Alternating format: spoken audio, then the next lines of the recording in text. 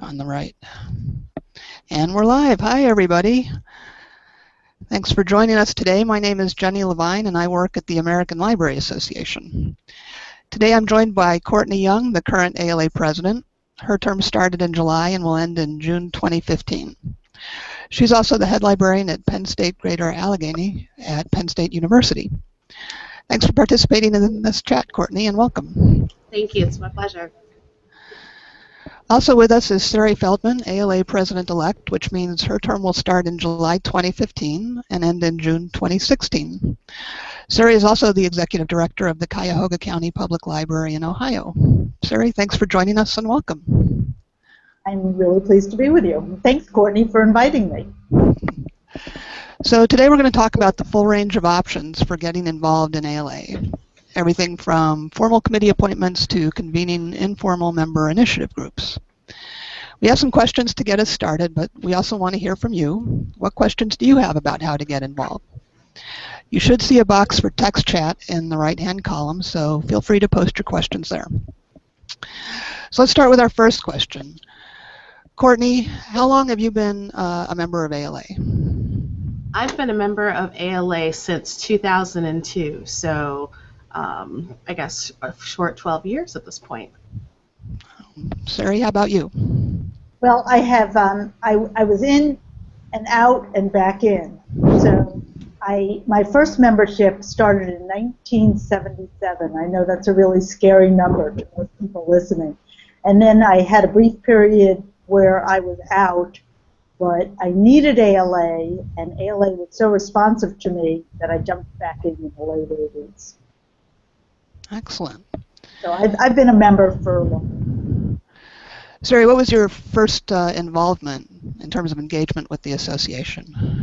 I was involved with YALSA, although it had a different name at that time. In 1977, I was a young adult librarian in Illinois, so I was fortunate that my very first year of professional librarianship, I was able to go to the conference because it was in my home state. It was in Chicago that year. I had my graduate program was at the University of Wisconsin in Madison, and we were encouraged to become active and get involved in ALA. And so it was natural for me when I graduated to become a full member. I had been a student member, to become a full member and to want to get involved. Nice. Courtney, how about you? My first involvement was as a part of the New Members Roundtable. I was served on two committees. One was sort of a ad hoc task force, and the other one was a full committee, the Diversity Committee and the task force on member engagement. I just want to say I really remember my first ALA, because you can imagine, to arrive there and be, first of all, in the sea of Chicago, which was not a city I knew very well, and then among thousands of librarians. I found it incredibly exciting and really empowering to kind of be with my people at my first ALA. And so it's still very much in my memory, and I'm still friendly and have colleague relationships with the people that I hung out with at my first ALA. Yeah, I remember my first conference too. It was pretty overwhelming. And I think that's one of the things that I personally was really hoping to address today is how you make that more manageable, how you get involved without when you don't start with that cohort. Courtney, did you have the same experience? Oh, definitely. With the folks who I sort of started with in NMRT really have been the people who've sort of carried on with me throughout my career within ALA, and it's pretty exciting to always sort of see those similar faces and grow that network. Also, relatively early on in getting involved, I also was active in ACRL. So I served on a couple of committees for sections there as well. So I've had sort of a taste of being involved in one of the divisions as well as the roundtables.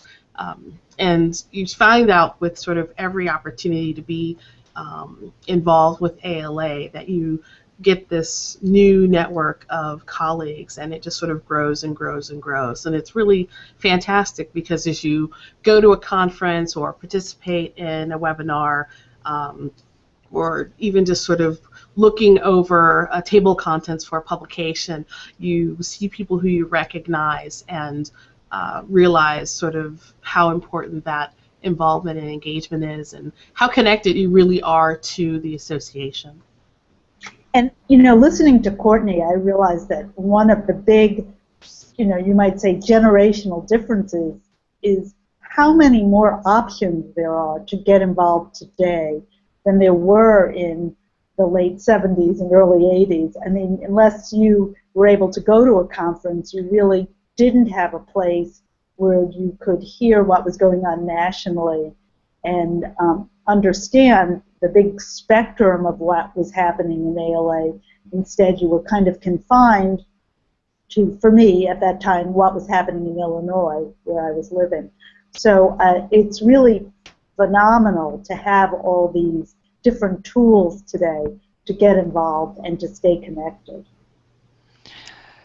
Yeah, let's talk about that for a second, because I think a lot of people have a misconception that the only way to get involved is through conference or through a committee. And we can talk about committees in a minute because I know we have a question. But when you say that there are all these new options, what do you see as those options?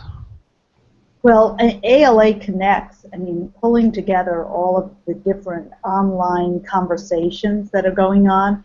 And in preparation for this Google Hangout, I took a look at what some of the communities are that people are starting up, and the fact that as a member, you can initiate a conversation with a group of people and, you know, pull together ALA members and colleagues that are interested in talking about the same things you want to talk about is really fantastic, and something that, you know, clearly wasn't an option decades ago.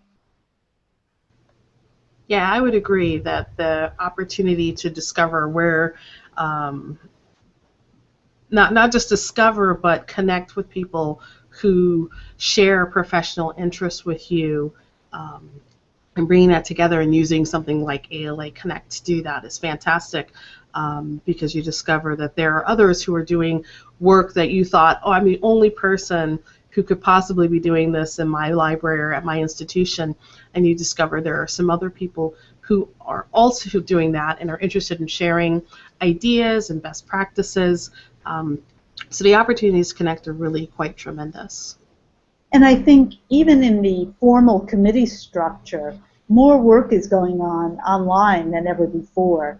So your participation and your deeper involvement does not depend on being able to come to conference. It depends on your own personal commitment and ability to work with people wherever, you know, you live or are professionally. And that's really exciting as well, so that people can not only just get involved, they can dip their toe in with a community, but they can, you know, fully submerge by joining an online committee. Great, great. So let's talk about that formal route for a minute, those committees. So we have a question, how do I join a committee? Courtney, you've been through the process of appointing people to committees. Can you talk about that? Yes. There are one of the things I guess we have to do is sort of define the participation with regards to committees, because there are ALA level committees, which the ALA president-elect is responsible for appointing, but then there are also committees for the various divisions and roundtables as well. And so the timetables on those are a little bit different, but there currently is a call out from Sari for volunteers to serve on a committee. And this includes, I believe it's the 37 committees. There are ALA committees, and then there are ALA council committees. I might be wrong on that number, but I think it's close to 34, 37 of those committees. And you fill out that volunteer form, and one of the things that I found very beneficial, in addition to people taking a look at the various committee opportunities, determining which ones they would really have an interest in serving on, is also to add more context and information about why it is in particular that you are interested in that committee. Because the fact of the matter is that the majority of people that the president-elect works with for the ALA committees, that's going to be the Committee on Appointments, which is the other president-elects of the divisions, and then for the council committees, that's going to be the Committee on Committees. The majority of those people we appoint, you don't know, which is really exciting because you get to know a whole new crop of people. But it's really helpful if, for example, you're interested in serving on the Intellectual Freedom Committee, that you note the fact that in your state that you're currently serving on a state level Intellectual Freedom Committee, and you're interested in increasing your involvement and participation in that regard. That is an example that was very helpful when I was working on the committees and making those appointments, so that we can create those opportunities. Sometimes just a matter of saying, you know, I really want to increase my involvement with the association. I think it's important as a professional. Putting that context in really helps us in terms of appointing people to serve on committees. One other piece of advice that I would offer with regards to volunteering for committees that I found particularly useful when I was serving as president of the New Members Roundtable was letting people, recommending that you consider the different ways in which you want to volunteer. Do you want to serve on a committee that ties directly to the work that you're doing in your library? Maybe you want to do something that you would not have an opportunity to do in your day-to-day work.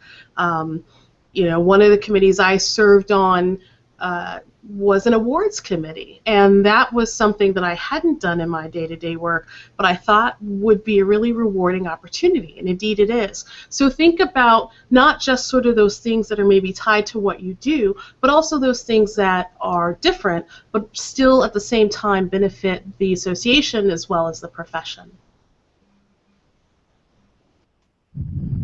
Agreed. So, Sari, just real quick, I don't think people really realize the breadth and depth of the appointment process, because some of these committees are very sought-after positions. Can you give folks an idea of what you've been going through in the appointment process?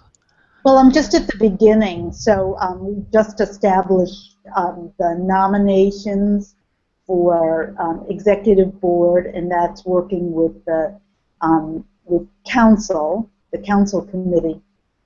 And then I have also established the nominating committee for ALA president and the council positions in the next election. And what's interesting about that is you can only do that one time. So we need a constant refreshing in the number of people who are interested and eligible for that. And people did reach out to me and let me know that they would like to be part of the nominating process. And now I will be embarking on all of these open committees, and I'll mention specifically. And there's conference committee and intellectual freedom committees, and just awards committees, as Courtney mentioned. There's so many opportunities, and it's not too late to volunteer. And I encourage people to do that. I know you may get to this question, but one thing I wanted to say to make sure that I said is, I was really sorry that I had never participated in a real ALA committee until I became the co-chair of the Digital Content and Libraries Working Group. So I had been on the OLAS Advisory Committee, which was advising an office of ALA, and in that capacity worked with people who came from different parts of the association. But when I talked about this quite a bit in my campaign. When I became the co-chair of the Digital Content and Libraries Working Group, the DCWG, I worked with this broad group of members who were appointed by different divisions and were liaisons to offices and divisions, and it was incredible for me, and ultimately it was what encouraged me to run for ALA president, the power of the entire organization. And I was sorry that it took me so long to get to that place. So I encourage people to be involved in the divisions and the roundtables that are of specific interest, but to think about broadly serving ALA as well.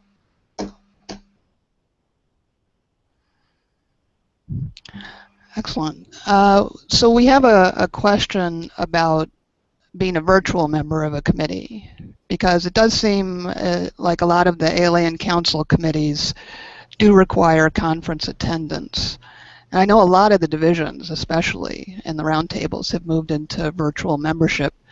Have either of you participated as a virtual member, or do you see movements into virtual committee membership? When I was the PLA president, I was a very, very strong supporter of that. And in fact, we developed the early communities of practice, which eventually merged into ALA Connects, because we felt that the requirement of attending conferences did not lend itself to always getting committee members with broad interests and with a variety of talents and new ideas, and that it also meant that sometimes people who were more newly tenured into the profession couldn't get involved. And so, while I have not done it personally, I know the impact of the virtual membership. I guess I have two answers for that piece, that question. First of all, with the new members roundtable, one of the things that we did was really sort of make it clearer to people who were volunteering which committees actually required on-site attendance at the midwinter meeting or annual conference, because there are some meetings or events where someone does need to be there, and so we made it clear to people which committees really needed people to attend. Maybe it didn't need to be everyone, but some of them did, which meant that a number of them didn't require any sort of face-to-face meeting. And so, particularly when you're a new member of the association, potentially you're a new professional as well, and you have a limited travel budget, it may be difficult to go to a midwinter meeting and an annual conference. So, but getting involved is really important, and there's so many things that you can do without ever going to one of those events. So that's one of the things that I think NMRT has really prided itself on, as being a very early adopter to participation without the need for face-to-face meetings. The other thing is that I served on the ALA Task Force for Electronic Member Participation that tackled this particular question about virtual members and virtual memberships. I know that on some ALA committees there were virtual members, but it was really sort of unclear as to what that meant, what opportunities there were, so on and so forth. And so in the recommendations that task force put together, one of them was to take that designation of virtual member and really just say that that's just a member, without there needing to be a special designation for a virtual member. And council kind of looked at that in terms of the definition of a member of a committee.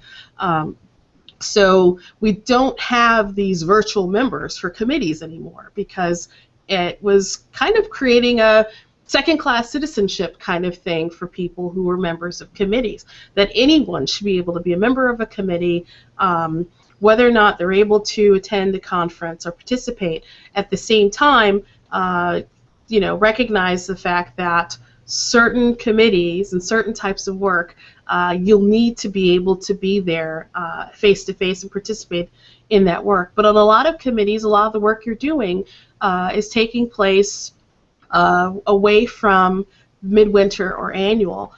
So there really are more opportunities, I think, than people realize.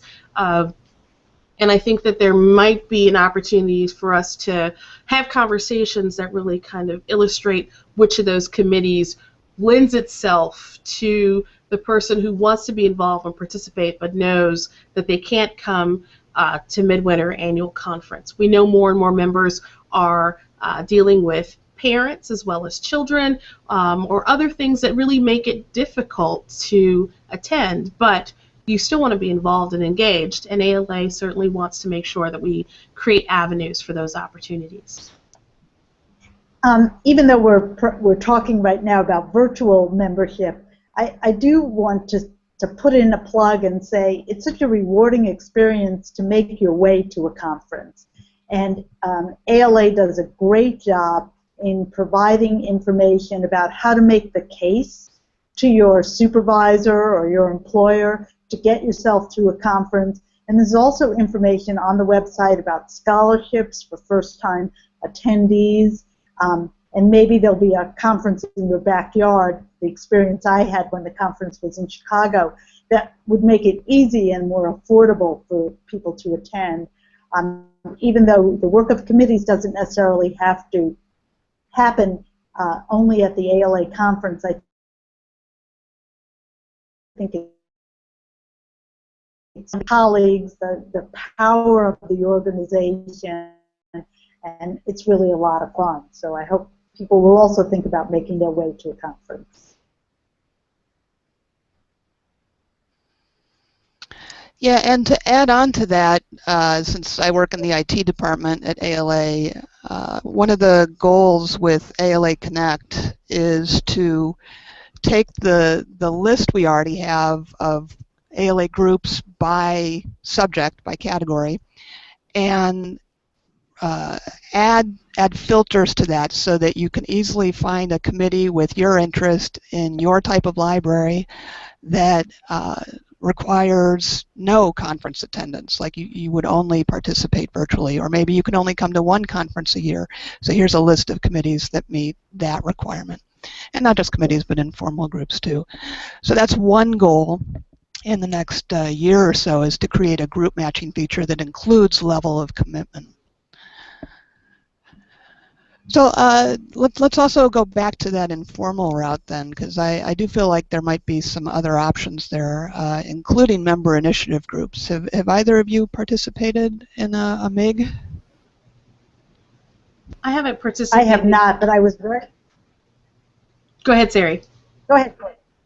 I was just saying I have not, but I'm thinking about, if not participating, at least starting to monitor the one about badging, because I'm very interested in what people are doing in that area. I certainly am, I think, associated with a few of the MIGs on ALA Connect. I have to admit I haven't been particularly active, I think, because of the role I've had as president-elect and president, but I'm very aware of the members, of a number of the member interest groups. Whenever there's a call to help support them, I always do go log on to the ALA website and support them so that they can become interest groups. I think they're a great idea and a great opportunity for people to really rally around a particular area of interest or topic and get some great things done.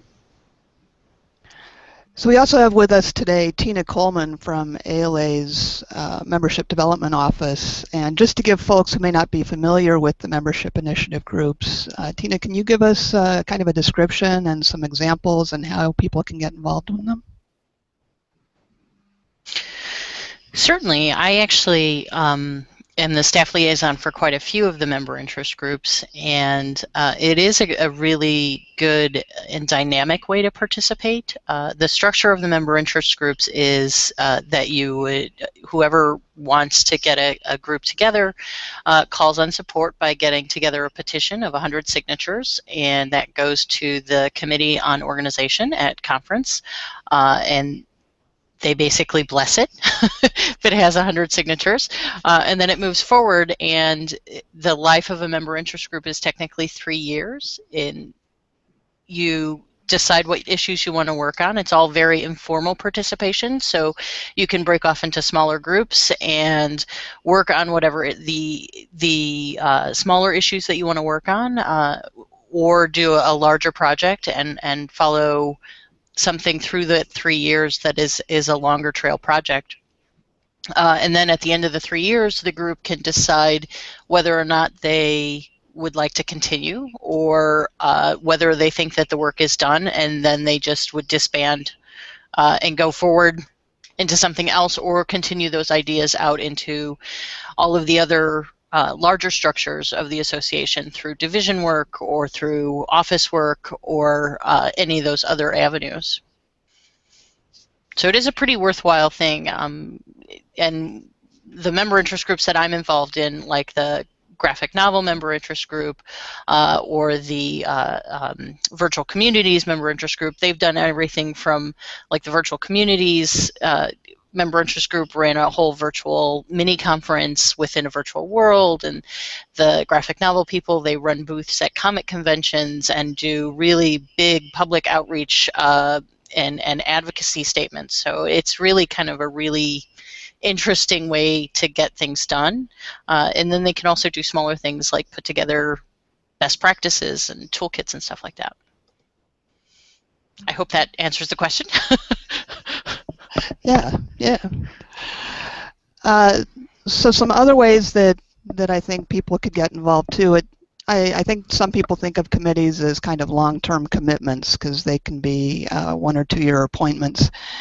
One of the little-known things that Mary Geekus, who's the Senior Associate Executive Director at ALA, she and I have had some really interesting talks about ways to get involved and change things that don't involve those heavier commitments. And she talks a lot about things like subcommittees, submitting resolutions to help guide where ALA is going, because any member can submit a resolution to council. Helping with conference planning. So, for example, we have people who help with the networking on Commons at our conferences, which is kind of a free space, open space where people can do all kinds of different things. In fact, the Ignite sessions that we run, the really fast 5-minute talks, grew out of members holding Ignite sessions at the in the Uncommons at our conferences, and now they moderate the official Ignite sessions. We also have member interest groups that started out on ALA Connect as communities, and so, for example, we had a games and gaming one that then grew to become a roundtable because there was so much interest in it. Do either of you have anything like that where someone has a different path to getting involved? Courtney, I'll let you talk about ways that people have had short-term involvement. Sure. I mean, obviously there are a lot of different ways for people to get involved. You know, and being involved at ALA, being a member, doesn't just mean that you are on a committee. I know that for a number of folks, that feels like a very official way to do it. But I mean, there are other things that you can do to participate. You know, contributing pieces to a newsletter, whether it be a roundtable newsletter or a division newsletter, that's being involved in association and contributing. You know, participating in conversations and discussions as part of listservs are certainly another way of being involved and adding value to the association. Writing columns and submitting them, for example, to American libraries is another way of participating in the association. So not every single thing has to necessarily be an appointment-driven type of engagement, and obviously the member interest groups are one of those types of things, but there are other things that you can do where you have that expertise or things that you want to share. Just that participating, adding your voice to that conversation, I think is a really valuable way to participate that people often forget about. I completely agree. I also think that for most people, a division or a roundtable is the entry point, and that there are many of the divisions and roundtables are offering multiple ways for people to get involved. And in those, you know, as we begin to look at the component parts of ALA, there are increased involvements to do some of that writing for newsletters or for blogs, and I know that everybody is always eager to have more voices and more contribution. And there are multiple ways to get involved in the conversation. and to have more topic-related conversations. So people should also be looking at what are the opportunities in their particular interest areas. Great, thanks. So Courtney, having gone through the appointment process, are there any areas of the association where you think that people, it's the easier learning curve to get in, where a group needs more help? Ooh, that's a good question. Yeah, the answer is probably yes. There are a lot. I mean, there are just so many things. I'm going to go back to what I said earlier in terms of where your interest lies, and that may be a natural fit for sort of where to start. You know, sometimes, and Sari mentioned this when she was talking about being new and going to an ALA conference and it being a really, you know, being huge and sort of being overwhelmed by the size, and thinking about what's a good way for me to sort of get involved with this in a more bite-sized kind of way. Sometimes, you know, starting at the division level or the roundtable level for people is the way to do that, because for me, particularly my involvement with New Members Roundtable was useful because it was a smaller component of the association, although it was definitely one of the bigger roundtables. It gave me an opportunity to get involved, around something focused, and accomplish that task. It kind of grew from there. And that wasn't necessarily related to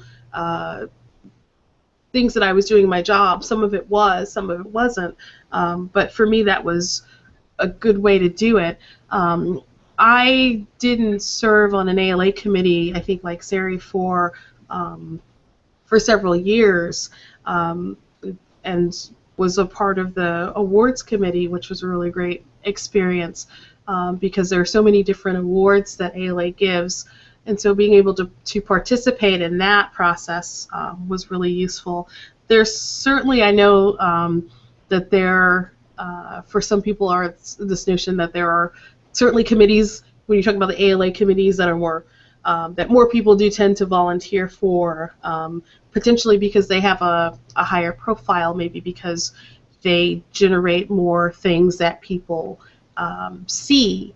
But all of the committees really do add value and shape the association as a whole. So I think it's really important for people when they're particularly looking at that call for appointments to ALA committees, to really think about the full spectrum, as it were, as opposed to just sort of the 2 or 3 where people would say, well, I can say I'm a member of such and such committee, and therefore that's superior to any of them. The work of all of the committees is really important, so I think people should sort of keep that in mind. Another entry point that Courtney hasn't brought up yet, but it's her idea, is the entry point of advocacy. So clearly, if you follow the news from the Washington office and read the district dispatch, you can find out what are the issues that ALA is advocating for. And I think by getting involved, and as Courtney has called out to all of us, an hour a week of advocacy work is very important. And making that contribution and then sharing that experience, that information, the ways you are advocating is invaluable to other members, is also a huge contribution to ALA and to all of its membership.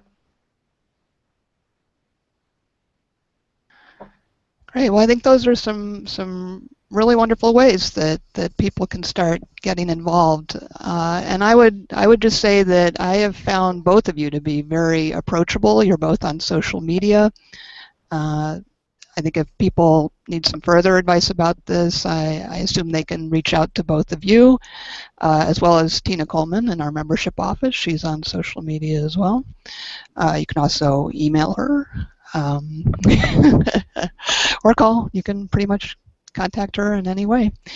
And I know a lot of the divisions have people who you can contact, so that, you know, if you just want to generally get involved but you're not sure how or where, that they'll help you. So When you're ready, if this hangout has inspired you, then contact any of us, and we'll be happy to help you get started.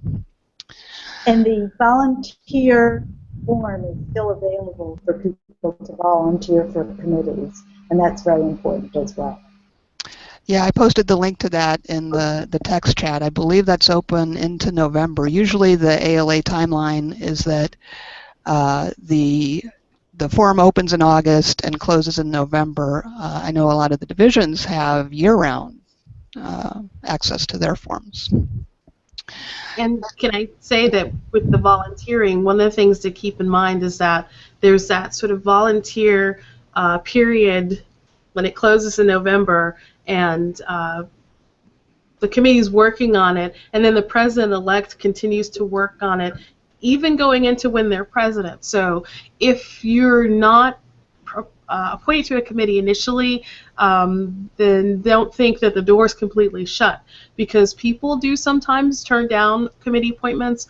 People who've been appointed to committees say they need to step off of those committees, and so that appointment process is a continual one. So I think people sort of think that if they see their colleagues, for example, maybe on social media or at conference who said, yes, I've been appointed to this committee, or I got appointed to that committee, and you volunteered and you didn't get appointed, that doesn't mean that that door has been closed, because we're still continuously appointing people to serve on committees.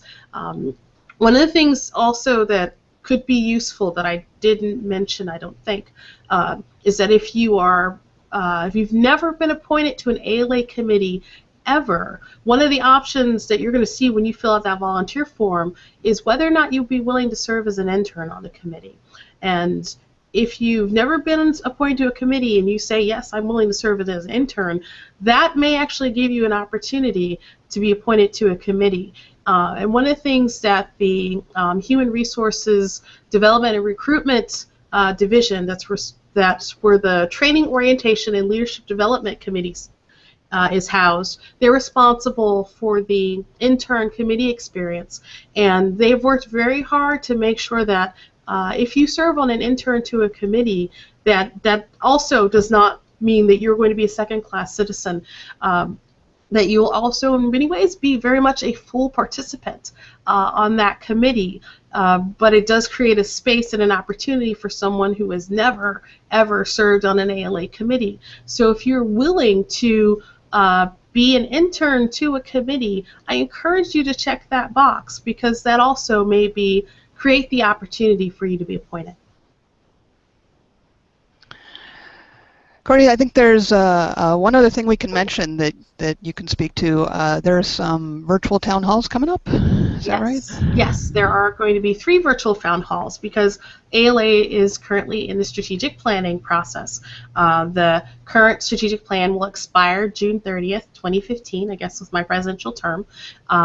And so we'll need to put together and bring to ALA Council at the annual conference at the end of June in San Francisco, proposal for the new strategic plan. So I will be hosting 3 virtual town hall meetings. One, I believe, will be on November 19th, focused on advocacy. I think the one on November 20th will be focused on information policy. And then another one in December, and I apologize that I'm not recalling the date for that one, that will be focused on career and professional development. There'll be lots more information about those town halls. I strongly encourage you to participate and really help us to shape the strategic plan, give us input so that we can move in the right direction. Our core values, of course, as an association remain the same, and things will be built from that foundation.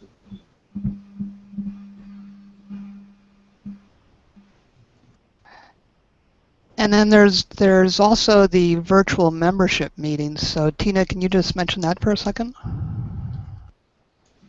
Sure. We're still working on putting together the structure. So you should be getting information through ALA or AL Direct and through email shortly. The virtual membership meeting is always in the spring, so it should be coming around in like May, mid to late May, sometimes early June. You should be able to see, or you should be seeing emails come shortly, probably around midwinter, where you can submit a resolution or submit any questions or resolutions to be discussed at the virtual membership meeting. So we're still working on getting all of that together. According to my calendar, that meeting is going to be on June 4th, 2015. Look at that. So mark your calendars now. I also have to put in a plug for ALA members voting in the elections. One of the things that was really shocking to me when I ran for ALA president was the small numbers of people who actually vote in the election that are eligible to vote. And we have 4 candidates for ALA president as well as numerous candidates for council. And I encourage people to pay attention, to get involved, to connect with the candidate. Even if you're not at ALA Midwinter, you can watch the forum of candidate statements and questions and answers on YouTube. And there's lots of ways to get involved in the election conversation. And I think it's very, very important, just like nationally on the political scene, exercise your right to vote. That's right. We want you. Okay. Any final thoughts? For me, the final thought is that I feel so lucky throughout my career that I had many different ways I could be involved in ALA. It's helped me to build my career and have this extraordinary group of colleagues. And I'm just thankful ALA is here.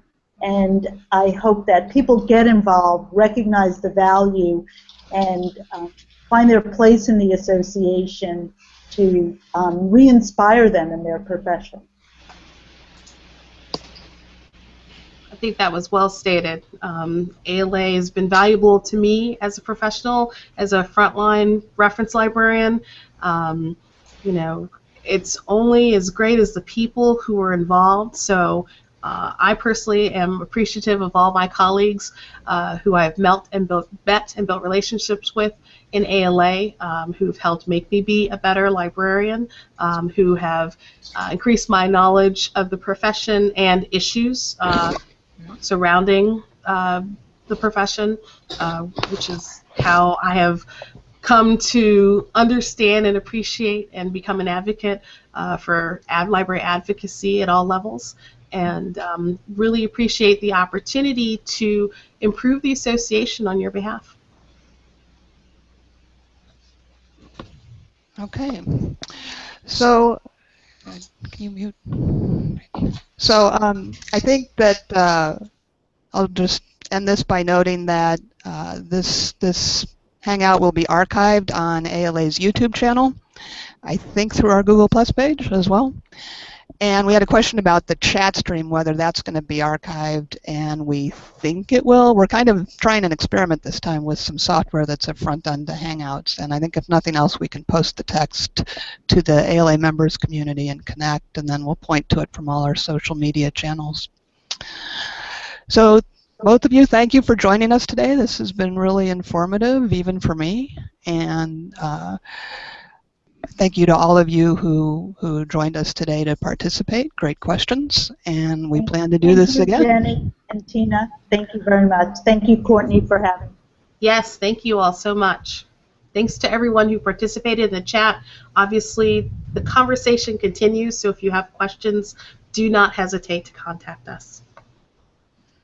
Okay, thanks. Bye. Bye.